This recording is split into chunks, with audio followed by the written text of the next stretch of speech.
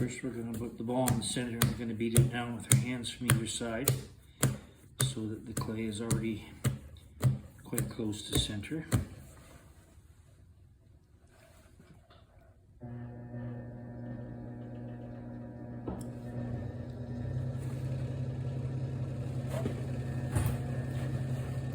Sit in as close as possible to the wheel, so I'm right over top of the clay, and then whatever happens to one half of the clay happens all around. So I've got my hand from the center of the clay here down as far as it'll go. Palm of my hand is contacting the clay. Part of my hand that isn't contacting there is getting, this bit here is getting pushed in at the bottom there. My left hand, I'm bracing both hands against each other for support. Important to release gently. If you take your hands off too quickly, you'll knock it out of center because the clay takes the last point of contact to your hands, so it's important to remove the hands gently. And how do we know we're centered? When we can put our finger on there and it's not bouncing around. We're centered. There's no sense going on to the next step until we are. So now I'm going to put my left hand on top of the clay. I'm going to use my middle finger and start down into the center. I'm holding my finger at a 45-degree angle to the clay and keeping it straight. And I'm just going to go down slowly with my finger in the center of the clay until I get down to about 3/8 of an inch from the bottom, so you can see the contact on my finger on that side. And then when I get down to the bottom, I've left it 3/8 of an inch because I want to end up at a 1/4, but I'm going to compress the bottom, so that will be the extra 1/8 of an inch. So I'm going to slowly straighten my finger up. If I hook my finger, I'll get a rounded bottom. I want a flat bottom, so I'm just pulling it out straight. And now I'm going to go in and I'm going to compress the bottom, starting at the center and going out towards 3 o'clock and back into the center. And I'm going to do that 5 times. I don't have a lot of water in here because I want to be able to see what I'm doing, but I need enough water that it won't stick to my fingers. And the reason I'm doing this is every time we pull the walls up, we're compressing the clay particles. So it's important that we make sure that the bottom has an equal amount of compression at this time. If we don't, we can sometimes experience a crack in the shape of an S in the bottom. So very important to make sure that it's well compressed. I'm going to do 5 times, 1 time being from the center to the outside and back into the center.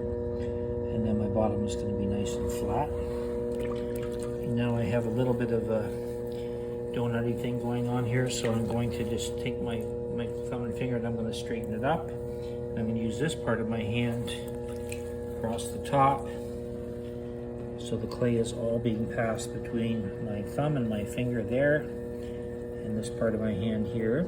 And I have a sponge in my hand for water, so that as I squeeze that,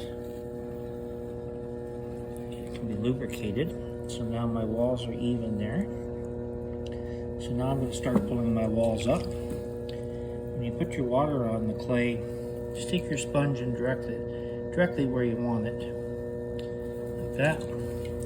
So now I'm going to have 1 finger inside and 1 finger outside. I'm going to push in a little bit at the bottom with my outside finger, and then I'm going to come up slowly until I meet my inside finger, remembering my inside finger was above my outside because of the thickness of the base. And I'm just going to come up slowly, giving time for the clay to be affected by my fingers. If I come up too quickly, the clay hasn't had a chance to be affected all the way around, and that can make it uneven. So now I'm going to take my thumb and my finger and just squeeze this top gently and put my index finger across the top just to level. So if there is any unevenness, it gets leveled up, and then I'm going to go back down to the bottom. So each time I come up, my inside finger is coming up in the same place every time. It's my outside finger is moving closer to my inside.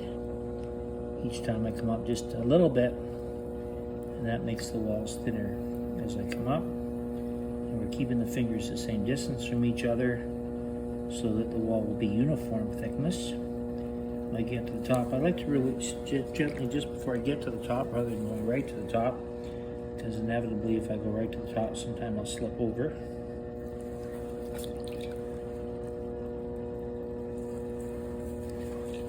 And every time I take a pull, I put some water on.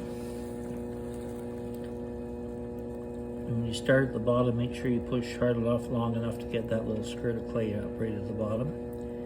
You'll also notice I'm moving my hands very slightly in towards the center so that the piece is tapering in slightly.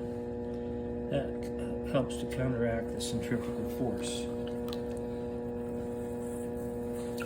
So when we become proficient, we'll take about 5 pulls to bring the clay up. And if you're just beginning, take as many pulls as it takes to get it up. It's about getting control over the clay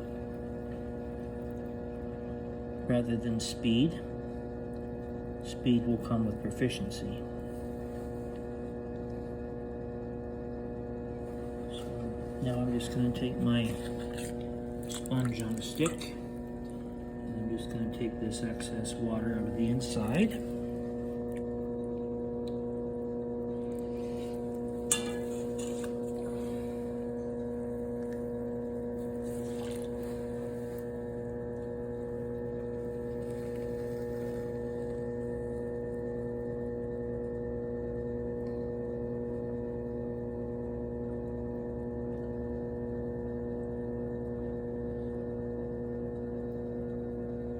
Try to make sure you breathe. Don't hold your breath as you're coming up. Try to relax. And now I've got my clay up, I'm going to start to shape a little bit. So when we're shaping, we're doing the same thing as we're doing when we're pulling. We're passing the clay between our 2 fingers, but we're going to move our fingers in the direction that we want the clay to move. We're not pushing with one or the other in or out. We're just moving the 2 fingers together. So I'm going to start to move a little bit of shape here now.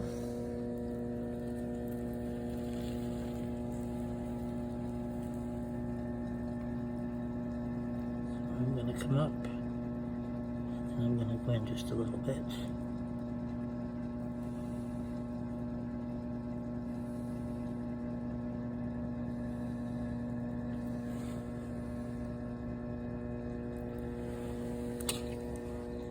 And when we shape, we just do it gradually.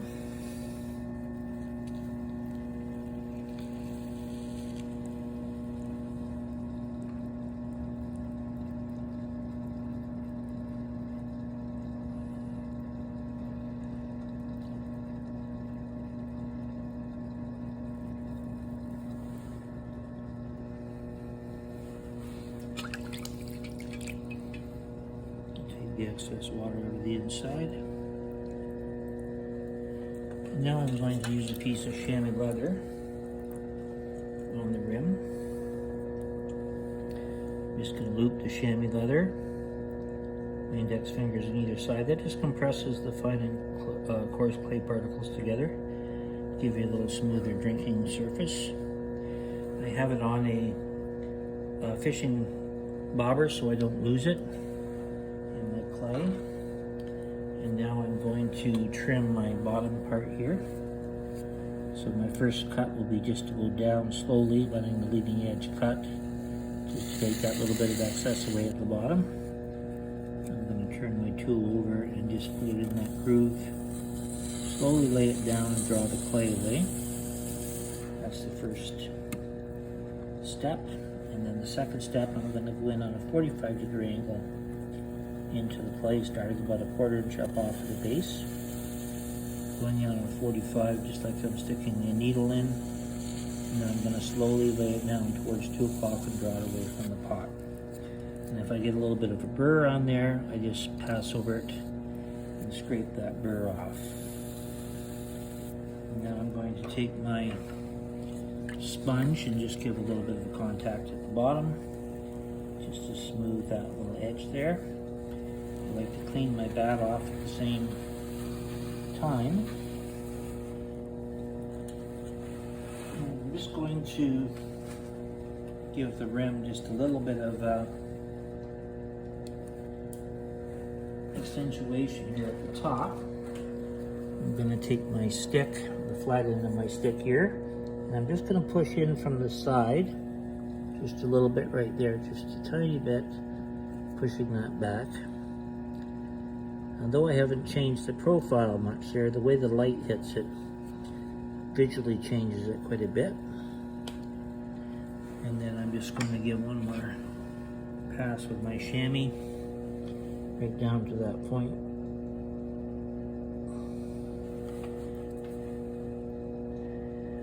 And then I'm going to stop my wheel. And I like to just look at the piece and make sure there's no digs or glook or anything I can't see when it's turning. And then I'm going to take my wire, holding it tight, and I like to just give the wheel a little bit of a turn as I cut it off. And there we are.